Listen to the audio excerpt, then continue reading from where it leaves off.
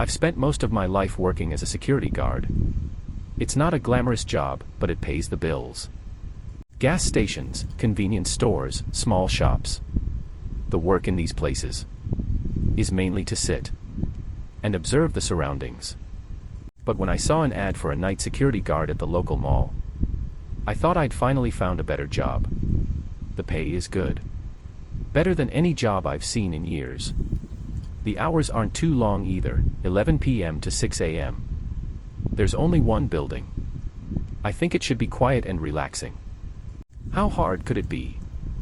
I could already picture myself sitting in the security office, watching the monitors, walking around, in a feeling too big for the quiet of the night. I applied immediately and got a call the next day from the manager, Mr. Hensley, asking if I could come in for an interview that afternoon. It seemed sudden, but I didn't question it. I needed the job, and the mall wasn't far from my house. I drove over, trying to shake the feeling that it was all happening too fast. Did the mall really need a night security guard urgently? The interview was quick, almost rushed. Hensley asked about my experience, but didn't seem to be listening. He went through the basics. Check the cameras every 15 to 30 minutes. Patrol the premises once an hour. All is well. And finally looked at me and asked, "Can you start tonight?" This surprised me. Most places take time to process paperwork or run background checks, but I didn't want to argue. I said yes, trying not to sound too eager. He let out a sigh of relief. "Great, we're understaffed," he admitted, rubbing his temples, as if the day had been too long. "The last few security guards didn't last long. I hope you're different." His words made me hesitate. What did he mean? But before I could ask, he handed me a set of office keys and told me to report promptly at 11 p.m. The sooner I started working, the sooner I'd get paid, I told myself. I shook his hand, left the office, went home to get a few hours sleep, and go to work. When I arrived at the mall, it was dark and deserted. The parking lot, which was full during the day, was almost empty. A few scattered cars were parked under the dim parking lights, but the space seemed too big and too quiet. This made the building look like a sleeping giant. For a moment, I considered turning around and going home, but something always felt wrong. I attributed it to the nervousness of my first day at work and walked towards the employee entrance. Mr. Hensley greeted me at the door. He didn't say much, other than to lead me through the winding corridors to the security office and explain the basic rules again as we walked. The office was tiny and located in a cramped room at the back of the mall, filled with screens showing various parts of the building, being checked every 15 to 30 minutes. He reminded me to do a round to make sure everything was okay, as a matter of routine, and glanced at me before adding, "Keep an eye on the escalators and the play area, where sometimes things happen." I paused at the last words, "where things happen," and waved his hand dismissively. "Mostly kids slip in or cause trouble after work. You'll see." I nodded, although his tone made me a little creepy. He handed me a printed sheet of standard instructions. Shaking my hand again, he said, "Good luck, I'll see you in the morning." After he left, I was alone. The silence of the empty mall overwhelmed me like a heavy blanket. I sat in front of the monitor and looked at the images from the cameras. The escalator was still. The store was dark and empty. At that moment, I relaxed. It's just a mall. There's nothing to be afraid of. It's just an empty building. A few minutes later, I felt someone behind me. I jumped, my heart racing. Standing next to me was a janitor. He grinned, clearly amused by my reaction. "I didn't mean to scare you, mate," he said softly. "You must be new here." I laughed nervously, trying to shake the tension. Yes, that's me. I didn't know there were cleaners on at night. He shrugged. They always leave someone like us to clean up and make sure everything's ready for the next day. His tone became serious. Make sure you follow the rules. I blinked. Rules? You mean instructions? He hands me a crumpled piece of paper and looks at me with a disturbingly serious expression. These aren't the managers. These are the rules. If you want to survive tonight. I unfold the piece of paper, half expecting it to be a joke. But the rules listed on it are not funny at all. These rules are to ensure your safety at night. Rule: check the security cameras every 15 to 30 minutes. But don't stare at the screen for too long. Rule: don't stare at the mannequins after midnight. If the mannequins change position, immediately leave the area. I stared at the list and felt a wave of discomfort. Are you serious? The guard's smile disappeared. I'm warning you. Follow the rules or you'll end up like the last guy. I tried to laugh it off. You mean the last security guard? He nodded coldly. He only worked one night and quit. Okay. I stuffed the paper in my pocket and didn't check the rest of the list. Nervously, I smiled. I'm going to start my first round of patrol. The guard stepped aside, gave me a look, then said, "Be careful." I nodded, left the office. But his words kept ringing in my head. His tone, his eyes. Something about him felt off, like he was genuinely scared. But I wouldn't let a strange list of rules get in the way of my thoughts. When I started my patrol, it was past midnight. The mall was eerie in the night. Even more so than I'd imagined. The dim lighting cast long, twisted shadows that stretched along the tiled floor. Every sound seems louder. My footsteps echo along the walls. Fluorescent lights hum. In the distance, the creaking of settling buildings. As I walk along one of the main corridors, I try to focus on the task at hand. The mall is not big, but it is big enough to require regular patrols. There are many shops to check. Some of them are abandoned, some are locked, displaying heads sticking out from the darkness behind glass windows. The children's play area is located near the food court. Quiet and still.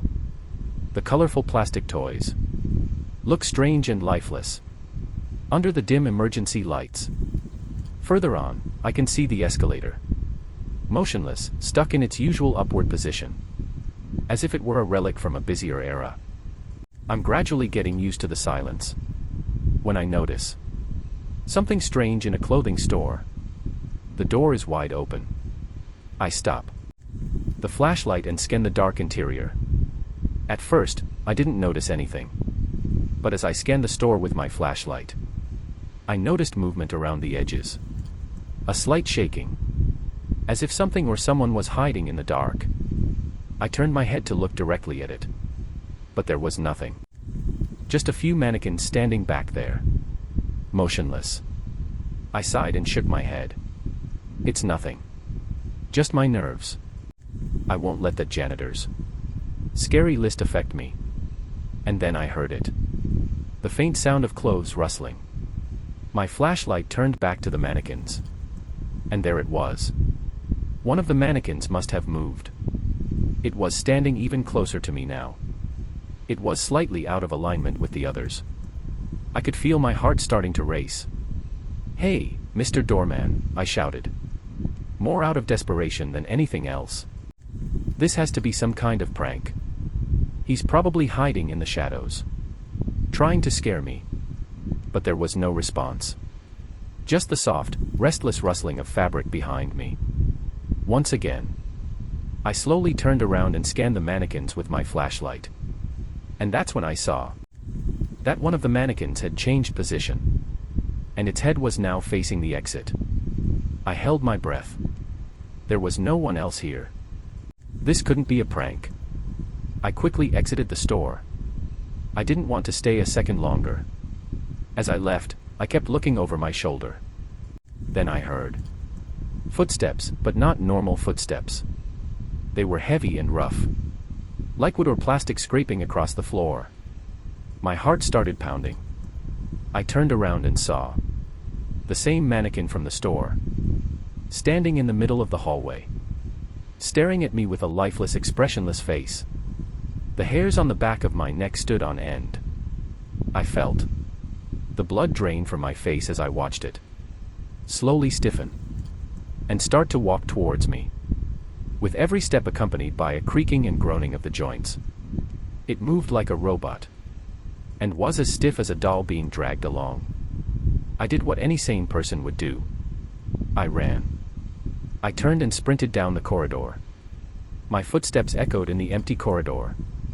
I didn't care how ridiculous I looked. I just wanted to get away from that thing.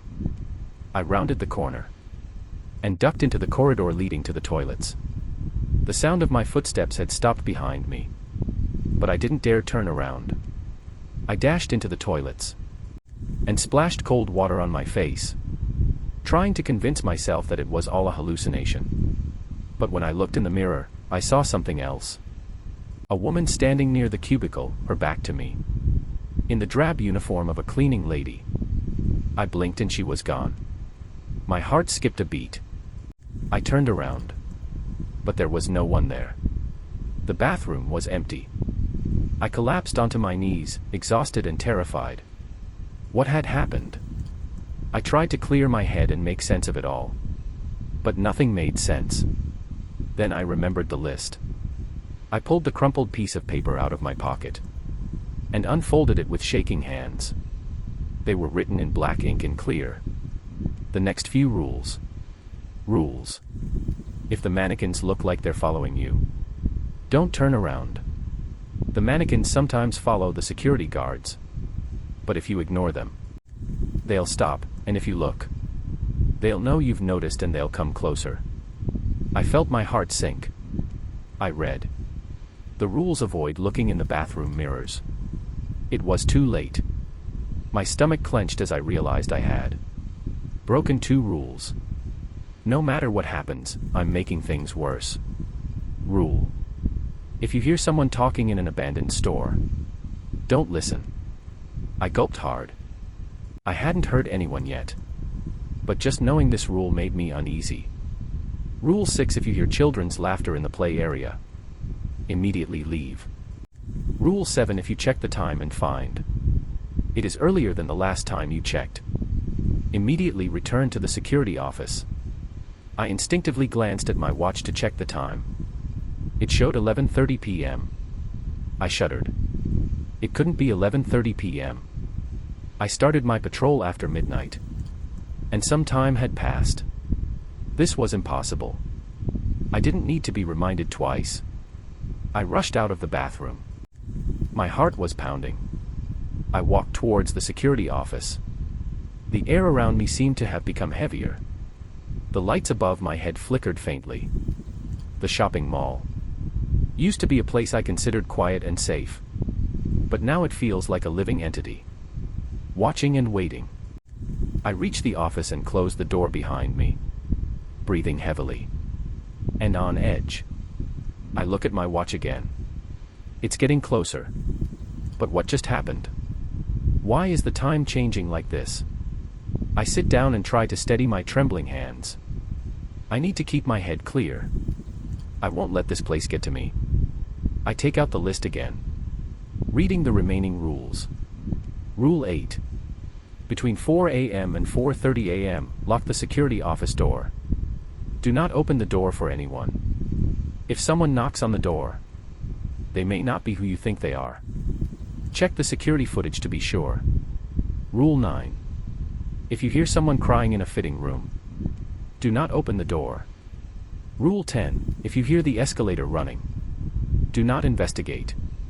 Observe the area on the security camera footage. Rule 11. Under no circumstances are you allowed to leave before the end of your shift. If you do, you may be in danger outside the mall. I smiled nervously. What kind of job have I taken on? Who wrote these rules? I have no idea at all. But as I sat there, everything that had happened pushed me to the breaking point. The models, the passing of time, the figures in the mirrors. Something is not right. Whatever happens, I must get through the night. It's already after 1, I need to go shopping again. Even though I'd rather stay in the security office. I know I have to follow the safety regulations. And the surveillance cameras show nothing unusual. So I gather my courage and go back into the mall. As I cautiously make my way through the main corridor, I hear some noises. A vague mumbling coming from an abandoned shop. I suddenly remember Rule 5 and shudder. I stopped in my tracks, my heart pounding. Don't listen. I tried to block out the sound. Told myself it was just my imagination. But the soft, unintelligible muttering persisted. It got louder. The closer I got to the shop. I glanced at the glass shop front. The windows were covered in paper, blocking any view of what was inside. As I quickened my pace, my breathing quickened. I didn't even want to glance in its direction. I didn't want to know what was behind those papers. Or what causes that sound. The sound is getting louder now. Clear but still distorted. Like someone talking underwater. I have to get away. I walk past the shop, refusing to look back. The sound starts to fade. Feeling a slight relief in my body's tension. But when I turn the corner and enter the next hallway, I hear it again. Footsteps, but not normal footsteps. They're rough, uneven, like something solid scraping against the floor. Sounds like wood or plastic. My stomach is cramping. I know what it is even before I turn around. It's a mannequin. My instinct tells me not to turn around. Remember the rules. If a mannequin seems to be following you, don't turn around. If you ignore them, they'll stop. If you turn around, they'll know you've noticed and come closer. I quicken my pace, keeping my eyes fixed straight ahead. I try to ignore the sound of the mannequin's footsteps getting louder and louder behind me. With each step, the mannequin's steps seem heavier and more deliberate. The sound of the footsteps got closer and my heart beat faster. But I didn't dare to turn around. And kept walking. Kept walking. I told myself. The sound of the models walking got quieter and quieter. Until I couldn't hear it anymore. I let out a sigh. I didn't even realize I had been holding my breath. And slowed down. My hands were shaking. But at least I had followed the rules. Whatever was following me had stopped for the time being. And then I heard something. The hum of a machine in the distance. The escalator was running. I froze, blood running down my face. Rule 10. If you hear an escalator running, don't investigate. Check the security footage. I turned and ran, straight to the security office. I didn't want to risk breaking another rule. Especially after what I'd just been through. I ran all the way, through the corridor. Past the shop, now empty and silent. To the safety of the security office. I could hear the escalator in the distance. That familiar mechanical sound. But I didn't stop. I rushed into the office. And slammed the door behind me, locking it. My breath came in short, sharp bursts. I immediately turned my attention to the security. Surveillance, going through the information provided by the cameras. The escalator camera came into view, and there was a figure there. It wasn't a person. Not exactly. It was something else. The figure was tall, unnaturally so. Its limbs were long and thin. Its face was hidden by shadows. It was standing on the escalator. Its body was rigid and stiff. Slowly and unnaturally, moving up the steps. I stare at the screen. Motionless. My mind racing, trying to make sense of what I'm seeing. The figure slowly turns its head, as if it's noticed something. And then looks directly at the camera, incredibly. Directly at me. The monitor starts to flicker. Static appears on the screen. And a loud buzzing sound fills the room. I quickly look away from the camera. Remembering the rules. Don't stare at the camera for too long. The buzzing almost immediately stops. When I glance back at the monitor, the escalator is empty. The figure is gone. I sit back down in my chair. My body is shaking. I can't go on like this. My nerves are breaking. The rules, the bloody rules, are starting to feel like a cruel game, designed to destroy me. I have to get through the night. Just a few more hours, I tell myself. The next few hours pass in silence. I stay in the security room, too shocked to go on. I kept glancing at the monitor, and watching the empty corridors, the still shops, and the motionless escalators. Now, everything seemed calm, but the air in the office was charged with tension. Then, I heard a chilling sound that sent a shiver down my spine. The knock on the door made my heart race and my throat tighten.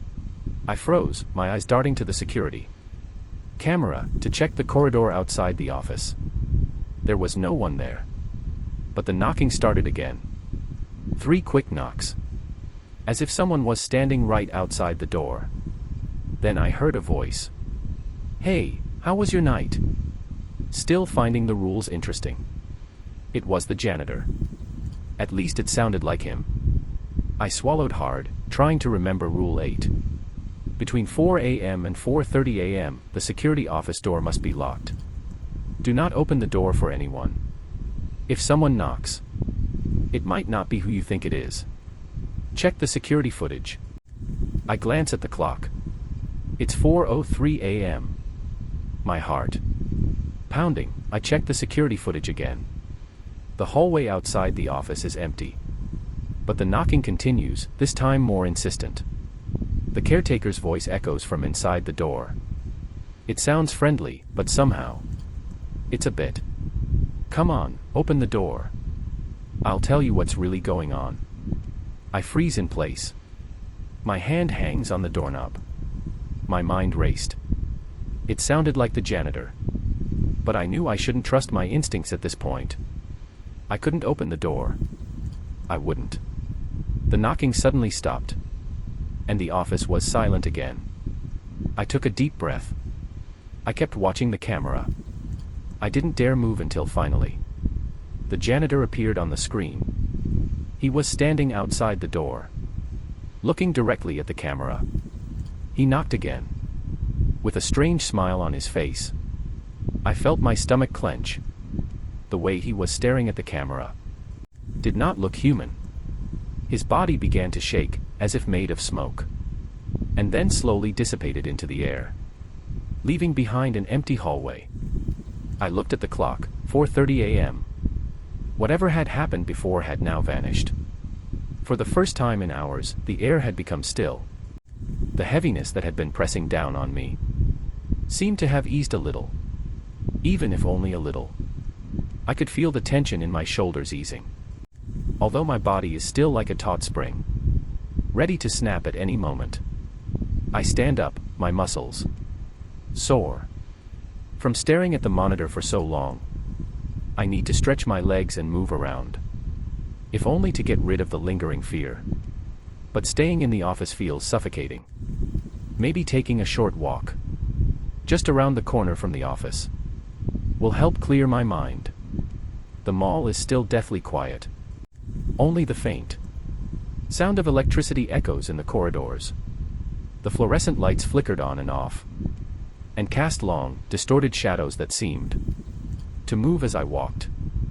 I kept my head down, and tried not to pay attention to the mannequins in the shops, or the eerie silence that seemed to pervade everything. When I rounded the corner near the security office, I almost had a cold sweat. The doorman was standing there, leaning casually against the wall, his face wearing the same friendly smile as when we first met. This time it was real, the doorman. Or at least I hoped it was. He seemed more human and real than the strange apparition I had seen before. That night. A terrible night, he asked, in a brisk, almost playful voice. I didn't know how to respond. I stood there, my mind racing, trying to connect What I had seen and heard. With the previous knock on the door. With the figure that had vanished into the mist. With the man in front of me. I muttered, trying to keep my voice steady. He tilted his head, and his smile faded. You do follow the rules, don't you? I try to. Say it, my voice dry. What is this place? Why are there rules? The doorman lets out a low chuckle. But it's not. The same friendly, warm sound it had earlier tonight. The laugh is hollow. And carries a certain darkness. I told you the rules are there to keep you safe. He says. His eyes narrow. Things are a lot more complicated here than you think. A lot more complicated. I take a step back. Every word he says makes me more uneasy. What do you mean? What's really going on in this mall? He shrugged and a smile returned to his face. You'll figure it out. Maybe you won't. In any case, you can't escape it. He started walking away. Through the dimly lit corridor. Without another word. His movements were slow and deliberate. As if he wasn't in a hurry to leave. I couldn't just ignore it. I needed to know what he was talking about. I needed answers. Wait, I called after him. My voice echoed in the empty corridor. What did you say? What on earth were you trying to say? The doorman didn't stop. He continued on his way. His footsteps were unusually quiet on the tiled floor. Despair and frustration welled up inside me. Before I knew it, I had caught up with him. Determined to get some kind of explanation. I rounded the corner and followed behind him. But when I got there, the corridor was empty. He had disappeared again. I stood there, my heart pounding. Staring at the empty corridor. He couldn't have disappeared so quickly. He was just here. I looked around. Looking for any sign of him. But the hallway was once again eerily silent. And then I heard it. A low, sobbing sound. At first the sound was faint, almost inaudible. But as I stood still, it grew louder. And clearer. A woman's voice, crying softly somewhere nearby. My skin prickled with unease. I knew the rules. I had memorized them. And I know what this is. The rule. If you hear someone crying in the fitting room, don't open the door. I swallow hard. Trying to block out the sound. But the crying continues. It seems to be coming from the shop in front. A low sob. Echoing down the empty corridor. My instinct tells me to go back to the office and spend the last hour of my shift in silence. But the crying draws me closer. A force almost magnetic that I can't ignore. If someone really needs help, if it's all just in my head, if these rules are just a prank, I shake my head to try to clear my thoughts. I've broken so many rules tonight. This isn't a prank. The guard warned me. Now I won't ignore him again. But the crying continues. It's louder, more intense. The sound echoes from deep inside the store. It's right in front of me. Something doesn't sound right. The sound is so hollow. So distorted. It's like someone's crying into a recording. Instead of a real person.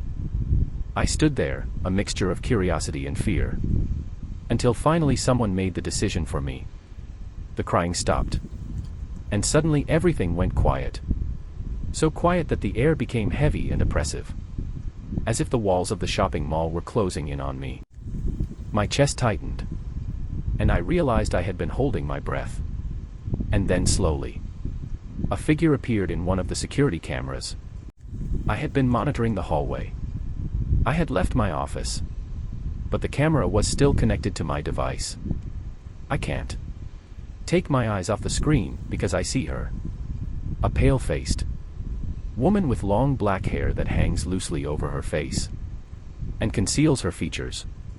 She's wearing plain, outdated clothes. And she's bending. Slowly walking along the corridor. Her feet barely touching the ground. She's floating. My heart races in my throat. As I watch her walk towards the changing room. her body getting closer and closer to the entrance. Her shoulders shaking silently. She lingered by the door, as if waiting for me to go in. I took a step back, my heart pounding. This can't be real. This can't be happening. Tonight I've seen strange things, but this is something else entirely. I closed my eyes, hoping the figure would disappear and leave me alone. When I opened them, she was gone. But the crying started again. This time it was behind me. I didn't think.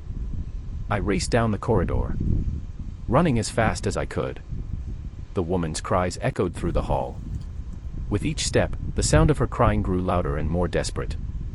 With each step, I dared not look back, afraid to risk another glance. I only knew that I had to get out of there immediately. When I reached the security office, I was already out of breath. My whole body trembled with fear. I slammed the door behind me and locked it as quickly as I could. Sitting down on the chair in front of the surveillance monitor, my chest heaved with each breath. The adrenaline was still coursing through my body. The fluorescent light above my head flickered, casting eerie shadows on the wall. I feel trapped, like an animal cornered, with no way out, but a vague hope that my shift will soon be over. I glance at the monitor, and my heart sinks. There she is. The woman. The same pale figure. Hair falling loosely over her face. Moving in an unnatural, wandering way. She's not just wandering the halls anymore. She's heading straight for the security office. Watching her on the monitor, my blood instantly froze. She drifted down the corridor, getting closer and closer. Her slow, stiff movements were unnerving. Her gait was not like that of a normal person. She hardly moved her feet. She was just gliding above the ground. The sound of crying disappeared. But the oppressive feeling she brought was suffocating. It was as if the air around her was warped. The reality itself was warped. I desperately checked the camera, switching angles. She was getting closer and closer. I held my breath and watched her drift past the closed shop. Her face is hidden by her hair. Her arms hang limply at her sides. She gets closer and closer, and I panic. It rises in my throat. I pull out the list of rules and hold it in my shaking hands. Do not open the door. I repeat the words over and over in my head, like a mantra. Do not open the door, no matter what. The woman stops outside the security guard's office. I can see her on the monitor now. The camera is trained on the door. She stands there, silent and still, like a statue. For a moment, I dare to hope that she will go away, that maybe she will disappear like a bad dream. But the knocking begins. At first it is very soft and almost inaudible, but with each knock it gets louder and more insistent, until it feels as if the whole door is shaking. My pulse is pounding in my ears and drowns out everything else. There she is, just a few inches away. I can feel her presence like a heavy weight pressing down on me. I checked the security camera again and prayed she would go away, but she didn't. Her body was rigid, motionless. But the knocking continued. Louder and louder, more insistent. Each second more intense. The frame of the door shook, as if it could hold no longer. I covered my ears with both hands and closed my eyes, trying to block her out. This can't be real. It can't be real. But the knocking grew more intense, more insistent. Like someone pounding with their fists. My heart raced. I stared at the door, trembling. I can't move. Then I hear, "Hey, open the door, it's the manager." I freeze. The voice is familiar, all too familiar. It's Mr. Hensley. But something doesn't feel right. I look at the clock. My heart races. 6:01 a.m. I let out a sigh of relief. But then doubt creeps in. Is it really him? Or is it just another trick? I check the camera one last time. The woman is gone. No pale figure in sight. No shadow, no trace. Everything is normal on the inside. Mr. Hensley's voice came again, sounding closer. And more concerned. Open the door, your shift is over. I hesitated, my hand hovering over the doorknob. I made it through the night, didn't I? The clock said it was past 6 o'clock. Nothing came for me in the last moments. But the events of the night had shaken me deeply. I couldn't trust anything until I'd checked one last time. Anyone. I glanced at the monitor one last time. Double-checking the footage outside my office. There he was. Mr. Hensley stood just outside the door. He looked exactly as I had first seen him. No eerie figure, no distorted face. Just him, the manager. I opened the door with trembling hands. Mr. Hensley was standing there. His expression softened at the look on my face. Rough night, huh? He asked, his voice full of concern. I nodded slowly. Still trying to process everything. Yes. You could say that. He frowned. Noticing the fear carved into my face. Are you okay? You look like you've seen a ghost. I whispered a bitter laugh. Something like that. I didn't go into detail. I didn't tell him about the mannequin. Or the crying woman. It all seemed less real. I was just glad the night was over. But something nagged at me. Something I had to know. Before I left here forever. What about the doorman? I asked suddenly. The night doorman. Mr. Hensley looked at me puzzled. What doorman? My stomach cramps. He's been on duty here all night. He gives me a list of rules to follow. Mr. Hensley shakes his head. His expression becomes serious. There is no night security guard here. No one works at night here except you. My mind is in a state of confusion. Everything is illogical. Nothing makes sense. I stare at Mr. Hensley as my thoughts race. If there is no security guard, then who or what is warning me? These rules. Where do they come from? Without asking any more questions, I handed him my keys. And resigned on the spot. And walked out of the mall without looking back. No matter what was going on there. No matter what was lurking in the dark corners. I wasn't going to stay and find out. As I drove away, the weight of the night was still pressing on my chest. I realized that there were some places it was better not to go. And that mall was one of them. I would never go back to that place.